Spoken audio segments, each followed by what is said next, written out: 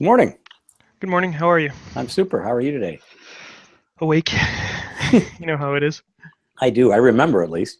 hmm So I've been hearing good things about your class this semester. Oh, good. From whom? Uh, just in general, Good. you'll be happy to know that we recommended you to a prospective student. So, Ah, super. So this is someone who is coming from high school or a transfer from another university? no, she's a Facebook friend of mine. Yep. I had a class with her a while back, and Uh-huh. she hasn't started her graduate studios yet. So I said, start with Mark, Good. then go from there.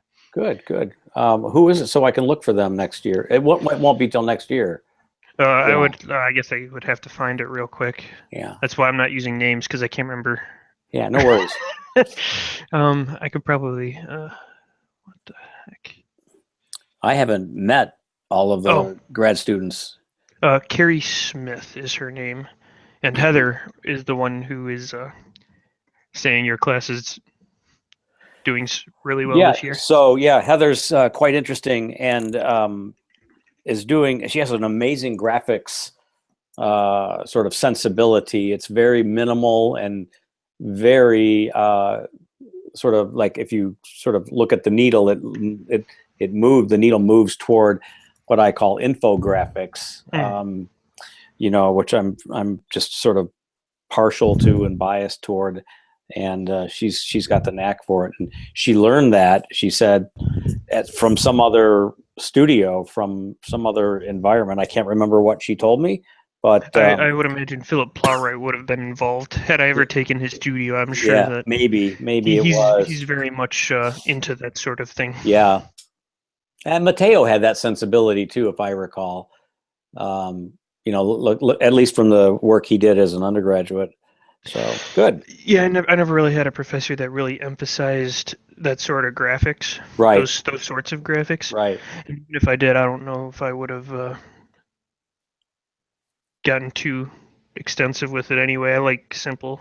Yeah, well, yours are as well. You may not have like done that sort of thing, but I think yours have that. They lean toward that, which is Yeah, good. I do my best to make sure that you instantly see what you need to see when you look at my boards. So Right, right. the artsy stuff, although it looks good, it's not me. So, what are we going to talk about today? All right, so I managed to scrape together all of the different uh, worksheets for each different building that I was doing. Excellent. I didn't spend as much time on it as I probably would have because I had to rush it because things happen. Life happens. Yes, but now that I've got them here, I can talk about them, so that's good. I guess we can start with that one. Screen share. Here we go. Okay, so let me put that over here. So I started with, well, I didn't start with this one. This is the duplex. So this is this building right here. I'm just assuming that I'm accumulating all of the properties along the Yeah, block yeah. for this. So we're looking at this duplex right now, and there's used to be a garage back here. Yes. So I'm assuming that it's still in a duplex configuration, although that may not necessarily be the case. I don't know. I know it used to be a duplex. So single family rental, 2 units, dollar a square foot from my research, about 1,000 square feet per floor. Could you make that a little the magna? Could you Oh, I'm magnify that? sorry. Zoom in? You're looking on a laptop, Yeah. aren't you? Thank you. I'm looking on a 24-inch screen, so it's Not me. Okay. so I made a quick change to my template here. So everything in red are things that I need to input because as I was doing these over and over and over again, I was You starting to couldn't- I was starting to forget what I was putting in and what I hadn't. Yeah, you can't So- tell where you left off. So yeah, this is the duplex.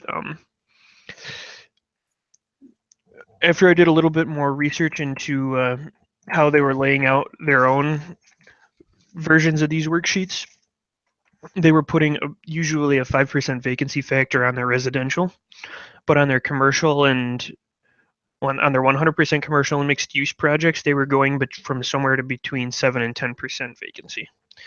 So on the mixed use, I upped this vacancy factor when we get to it to deal with the higher likelihood of longer terms of not having Occupants. So it's this. I think this is going to start to get kind of repetitive. Land costs, I'm assuming about 80,000 for that duplex. Yep. But we already discussed all this. About 5,000 for the garage demolition.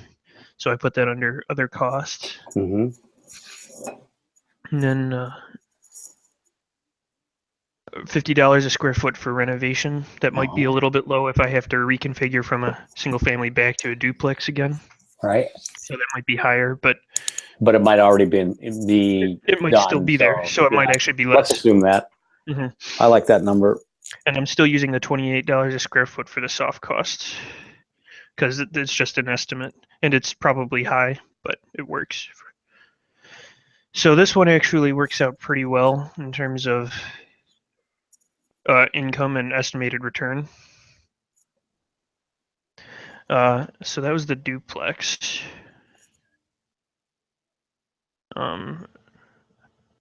Next, mixed use. This one did not surprise me in terms of its finances. It went into the negative here at the bottom, and that didn't surprise me in the slightest. So I'm gonna have to reevaluate that one.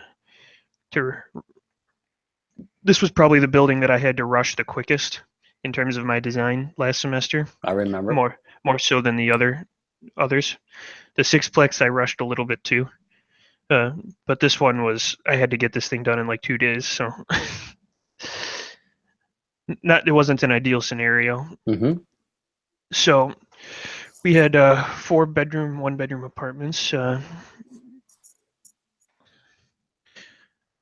brings us across there. Commercial space, there's 2 at 940 square feet each. Mm-hmm. 50 cents a square foot is what the commercial was going for, and I didn't want to try to mess with that number because I want to be right at market rent to bring potential tenants in. Mm-hmm. I don't want to be higher. I might even actually want to go lower than that to make sure that I have tenants to increase the value of the residential properties.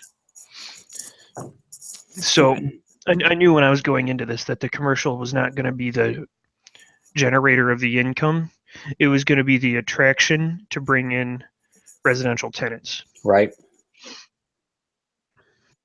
So in many cases, when developers do this sort of commercial space, they actually tailor the commercial space to a tenant that they've already found in the community. Right. In this case, I haven't tried to do any sort of that sort of research because it's just a prospective project. But if I was going to do a commercial mixed use, I would probably try to involve myself in the community a little bit, at least one of this scale. And that's exactly what the platform is doing. They're working with the community before. So they buy the buildings and then they sit on them for a little bit and they work with the community in neighborhood workshops and typically like at the first workshop. And I'm saying this to you because I've been at one of these and, townspeople get up with their hand on their hip and they're one hand on their hip and they're wagging their finger at the developer saying, well, Mr. Developer, what are you going to do to these buildings? What are you going to put in them? And he flips the script and says, well, what do you want? What do you need? And they're like, wow, no one's ever asked me that before. Well, and then it starts the conversation. Well, it would be good. It would be good to have a grocery store, and then he says, well, maybe this space isn't big enough for that. So what else could we do? Maybe a coffee shop. Yeah, a coffee shop would be, so then it starts the dialogue, and then they kind of like work through it as a group. Mhm. And then when they get to a working conclusion, he writes it down, and then that gets fed back to us. So it's a very interesting thing. They become stakeholders in the process, and they get what they want. And usually it's someone that lives there and says, well, I've always wanted to open a cake shop, and Sister Sweetly moves in, or Sister Pie moves in. You know what I mean? And those kinds of things kick. And I So know what you mean. I love the idea that, in a ideal scenario, or in your own personal scenario, Nathan, that's what you would conclude.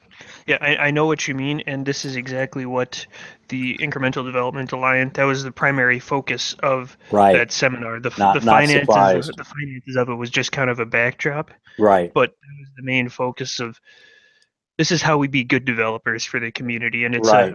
it's nice to hear that that's starting to be done around here, because that sort of development was literally non-existent. It's always been, at least all we ever hear about, is the adversarial developer who wants Right. to tear down this and put this up to make himself money, Right. not necessarily better the community. So to hear that is a good thing. So yeah, I upped the vacancy factor to 10%, because commercial tenants tend to come They and move go a lot quicker. Mm-hmm. And as we go down here, everything's basically the same until we get down here to the estimated return on project cost, which is 3% instead of 7 or higher, which is typically what they like to see. Didn't surprise me too much. And then as we go down further and further, it's like, oh shoot, I'm not making any money. Right. So it didn't surprise me too much, but so it's telling me that I should probably see if I can reevaluate that design a little bit. What would that mean? Would that mean more density? Is there like a moment or a tipping point in the revenue stream or in the revenue model where, another floor would have generated more positive revenue? Well, let me go back to or less retail. Yeah, let me go back to another. You might remember this, you might not. Let me see if I can find it here. To a unit that they have on their website that they use. Yeah, I remember this one. I've always liked this one. Yeah, I've always liked this too. So I was attempting to create something similar to this, but the bounds of the property wouldn't allow this exact unit. Like the front and back stacked, like the front and back units I couldn't do, so I had to figure out how to, I don't know, get units in with, and I didn't spend much time on it either. But in this case, they have 2 commercial units, one person or 2-person office, and one coffee shop or something. Right. And in all likelihood, who knows if this commercial suite on the left over here is even going to be occupied at all, really. Mm-hmm. And the other thing is they've got a unit on the ground floor. That's the ADA unit. Mm-hmm. So they don't have to put an elevator in. Yep. It is fire sprinklered. Yep. And then they've got they've got 8 market rate units on 2 floors. And then commercial square footage approximately the same as I do, but in a different configuration. Mine are both the same. Yeah. They've got one larger, one smaller, and one small ADA accessible unit. So I was looking at that when I was starting the layouts for this thing, but their building is a lot deeper than mine if I want to get all this parking on the site. So I might have to, I don't know, I need to find a way to reevaluate what I'm doing with this building. And what I do is I do slip under parking so that the second and third floor are actually 20, so that would be 20 feet deeper than what you currently have. So rotate around so I can see it from the south or the north. So the second floor and third floor sit and Mhm. hover above the parking on columns that line up with the stripes, Yeah. right? And then I can get the depth that I need. And then in your case, because you can't bump out the ground floor because you'd lose parking, you would maybe make the end unit the res unit, for example. Yeah, that was what I was thinking about. I didn't spend too much time thinking about it, but I was thinking that maybe I should try to make the commercial units adjacent to each other so Yeah, that I that have may, some flexibility between yeah, the unit sizes. So if I find a tenant who wants more. 1,200 square feet and not Yeah, 968, I've got the flexibility to push this unit over, change the configuration of it a little bit. but getting back to the elevatorless 3-story type and your pro forma does the number get better, Nathan, when you have more res product or more commercial space? It doesn't really get better with more commercial, but it does get better with more residential. So maybe So that's increasing the density here is what is going to make this more efficient. What kept me from increasing the density in the first iteration was the lack of parking, because off-street parking is kind of a huge thing in Detroit, and trying yeah, to deal with that. yep. So, This is very interesting. so I guess one option is, if I try to stay within the parking availability, I could just try to do one commercial space at like 1,500 or 1,200 square feet, Right, and then maybe increase it to 6 residential units, right. which might be what, if I was going to try to stay within the parking requirements. But if I was, I kind of like in your work this term showing that the current design actually has a negative revenue stream, uh, or that there's losses. I like knowing that, and I like knowing that simply eliminating some commercial to privilege residential helps it, and then adding another floor of residential, for example, makes Mhm. it a money machine for you. That's kind of an important lesson. And so if you can think about how to, like, graphically or organizationally illustrate, loss, equivalency, or profit, that would be good. I was starting to do that, and we'll move into that discussion after I go through the rest of these, okay? Okay, yeah, Because I super. was I was thinking about This is very interesting. what's the next step. Yeah. All right, so that was the multifamily, the mixed use. I'm sorry. What's next? All right, the row houses. This Uh-huh. one is a moneymaker, like I Yeah. expected, especially if I get the 150 square foot rents. This was the building that I spent the most time on. Mm-hmm. So that's these. There's 7 of them, 800 square feet, 860 square feet each, and they've actually got a decent amount of living space, unlike some of the other units that I And just was using. imagine if the neighborhood were different, and that Mhm. that rent stream was north of like two hundred or $2 or Mhm. $2.25 a square foot. Yeah, so I'm thinking that these are probably the most some among the most desirable units, assuming that when they're done anyway. Yeah, and these we can park inside of them on the ground floor, or are these street parking? I can't remember. It's it's back of street. It's a back of street parking right Okay, now. it's I off street originally parking, Yeah. right? But it's not in the. No, it is in the building, isn't it? No, it's not. Yeah, That's a I table, originally wanted it like a townhouse. to be like a townhouse with Yeah, the garage in the back. yeah, I started with that, and it was it just wasn't laying out the way I wanted to, with the square footage sizes that I wanted to get. yeah. They're hard to lay out, but that would be another alternative, and you Hmm. could definitely move the cost per square foot up if the garage was inside of them, because Hmm. in this community, that's a real virtue. That's a real attractor to the marketplace. Especially since Clients want that. I would want it too. Yeah, me too.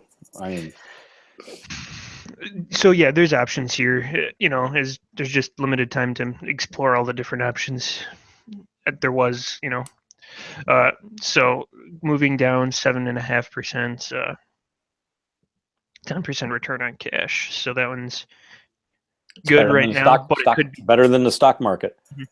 That one's good right now, but it could be better. Next, Sixplex. This was the other one that I kind of rushed a little bit, but it worked out pretty well because I knew I was designing it to be pretty conservative with its expenses, although it doesn't necessarily fit with the design of the surrounding designs and of the community. So anyway, 4 6 1-bedroom apartments is what I've got right now. That would, although I'm not necessarily convinced that's the best option. That's what I've got right now. Right. I'm thinking on the second floor, a 2-bedroom might make more sense instead of one 1-bedroom. So yeah. Anyway, as we go down, it's starting to get repetitive, I feel like, but not a huge return on cost or equity, but it's doing it. It's doing it. And yeah, maybe readjusting the bedroom mix might make some of those units more attractive, and you know, you might be able to move the needle up higher on the cost per square foot in terms of rent. So this is all showing positives. All right. So next was you already saw this one. Right, last time. Yeah. I don't think I made any changes to it. No, I didn't. So actually, this one is the one that's performing the best right now. Which is really interesting. Yeah. I mean, when you think about it, right, this is the scenario that I could have at my property, right? A single family house with a carriage house that's generating a revenue stream, you know, or you buy your own house in Detroit and spend some money to upgrade the house and bring it online for a rental property and do the garage. This is really, this is the sweet spot. Yeah, this one surprised me, to be honest. That's 8%. That's just crazy. Yeah, that's. And then we have the triplex unit, which is losing a little bit because there's so much unbuilt rentable space, like unrentable space with the garages. Right. So this one I would probably want to push this up to 1.5. Yeah, I mean, the fact that there's enclosed garages may make those go closer to 175. The fact that you only have 3, you know, 2 neighbors, you know, this is that may be the problem with this model. Yeah, so this one wasn't making a whole lot of money, but now that I'm thinking about it. Well, what if you move that to 175 because of the garage? What is that? How does that pencil out? And do that for the 2. So that pushes it up to 6, almost 7. Yeah. So my return will probably be around 5% after I fix this number.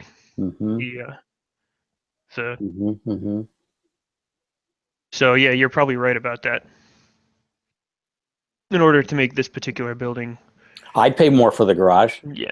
I mean, if at the end of the day you had, and I was like one of the first people to knock on your door, right? And I was looking and reviewing the options and, you know, bedroom counts, upstairs, downstairs, living in a mixed-use building or in a triplex, right? Kind of going through the what-if scenarios, like what if I do this? What if I do that? And then this one had the garage. Right, I'd be glomming all over that, and I'd gladly pay more per square foot because I could put other things in the garage beside the car. right? Mm-hmm. I could save my garden tools, right, and bring them with me and when I smart sized, maybe even my bike, and you know what I mean. All of that stuff that it's more than just the car. It's the stuff that people have when they live in a situation like that they get that they can enjoy the garage for lots of other things. Mm-hmm. The garage Okay. can hold a small car and a motorcycle, for example. So there's a real, I think, justification to move that number in column 7 and 8 or row 7 and 8 up. All right. So that was that, and then that moves us into the final one where we're looking at the totals. Yeah, this is interesting. So that's assuming I got it all financed. Yeah, and you once haven't and built it even, all at once. but this one doesn't even have like the new triplex numbers, for example. No, and So let's go with it as it is. yeah, and I'll probably leave the triplex where it is too, and I'll explain why in a second when I get into how I think I want to put all of this work that I'm doing into a presentation format. So let's talk about this first, and then I'll move into that. This one also has the money loss reflected in the mixed use building too. Yes, so it's everything included in here. Yep, gotcha. So I just linked all of this stuff from all the other documents that I put together, put it all into one. I put the vacancy factor at 7% to account for the increase of the commercial space.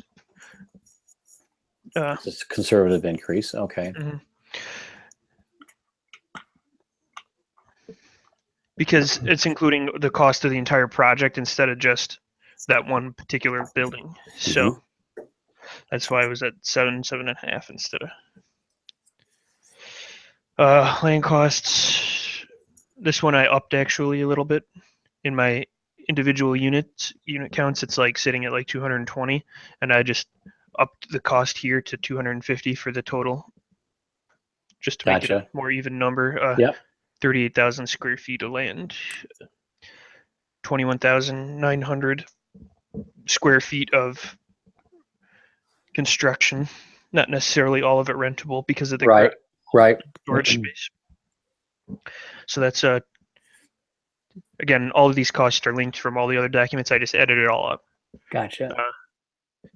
Excel kind of makes this easy because if I change the document, then save it, and then it updates when I open this one. Yeah. So it makes these things pretty easy for me actually. Once I had it set up, but setting it up took a while. So $2.5 million for hard costs. The soft costs are around 580, 600,000. This 115 includes some of the demolition costs that I didn't include in the hard, and renovation costs that I didn't include for the hard cost for whatever decision or reason. So total project cost of $3.5 million, which puts us above that $2 million minimum for the more expensive, for the better loan deals that you can get. So total return is around 5.75% currently. And cash return is, for me, is about 3.5, which is low. So if I was going to take this to a banker right now, they'd say you're close, but you got to do some redesign to make it working a little bit better for you. Yeah, and so I would not change this sheet really, but I would duplicate it and then duplicate it with just the triplex, charging more for the garages, and see what that does to your your cash on cash return. And then I would do yet another one to show the improvements on the mixed use building. And maybe one for the row houses too. Yeah. Although I don't mind the row houses the way they are. They're making money.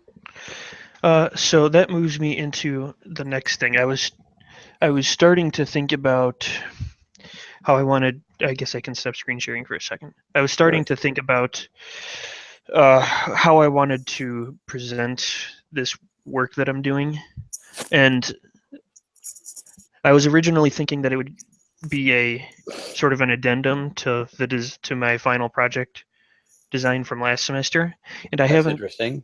I haven't uh, I haven't dismissed myself from that, but the formatting I think I want the formatting to work a little bit differently. And let me explain why. Let me find it here. Okay, there it is. Screen share again. All right, so I think I might have shown this to you once last Yep. semester. I didn't Mhm. really include it in my final. I like this sheet. This I is like an this sheet a interesting, lot too. it shows the architecture, it shows the planning, it shows the layouts of the units, and the sort of hard architectural values like Mm-hmm. square footages, Mm-hmm. and then it goes right into the pro forma.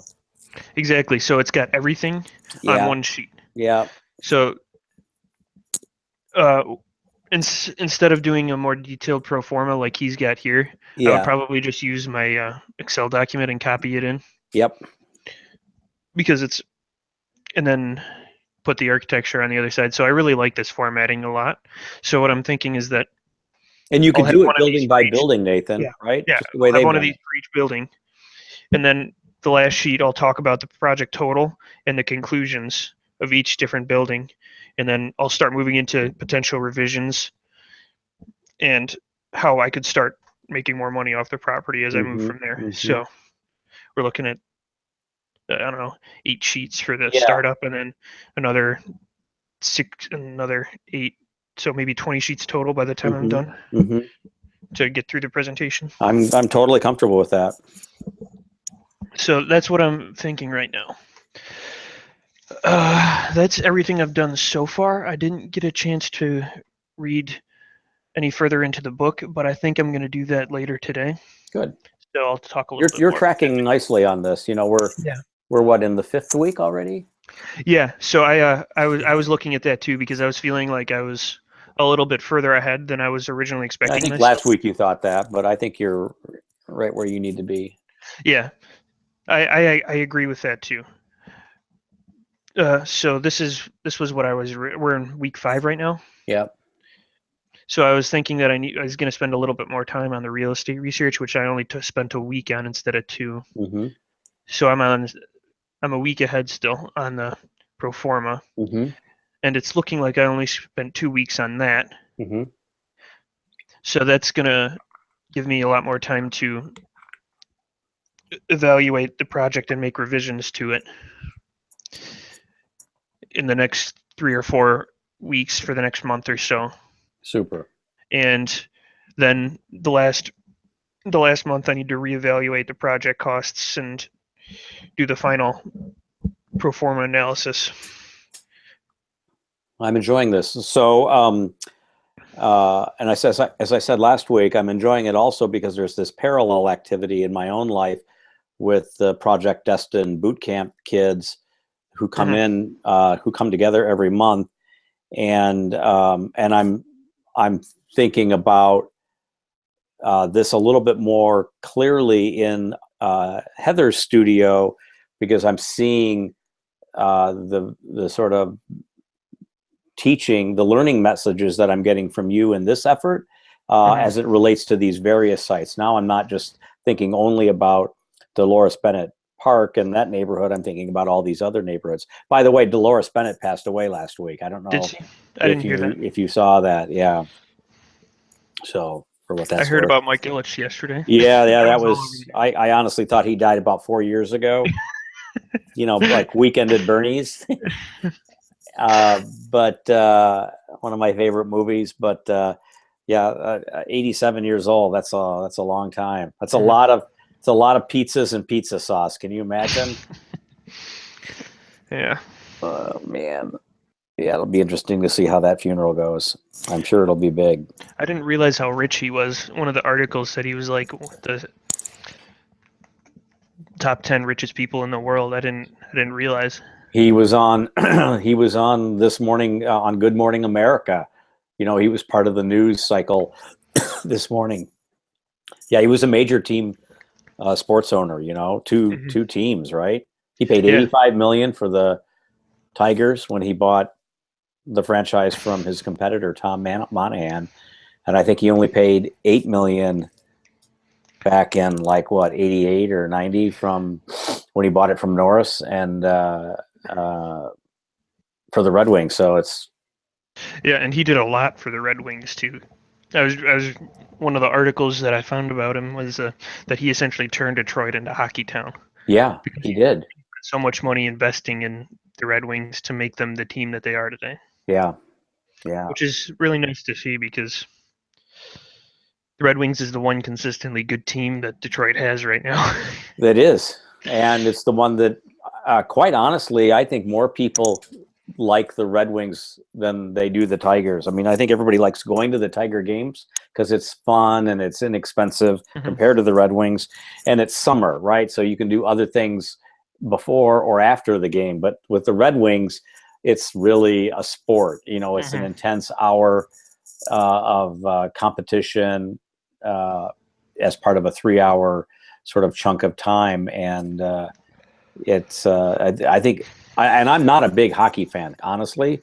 I'm not like a lot of Detroiters in that regard, but boy, there's everyone I know is a rabid Red Wings fan. You know, the jersey, they go to the game routinely, and they know all the players. They watch it. I'm just like, wow, that's not my. And I can play hockey. I used to play hockey in college. It was just pickup games, but I would join friends when we would rent ice together. You know, throw in $10 or $20 to buy ice. Had all the equipment and everything. I used to love it, but still, it's just not one of my favorite things. So. I don't watch sports much either, Mark. It did well for Mr. Ilitch. Yes, right? it did. He definitely did a lot for the city because of his sports love, but also because of his love of the pizza. Okay, so we'll see you next week then. Yeah, hopefully I'll have some really good stuff for you. Sounds good. Until then, bye-bye.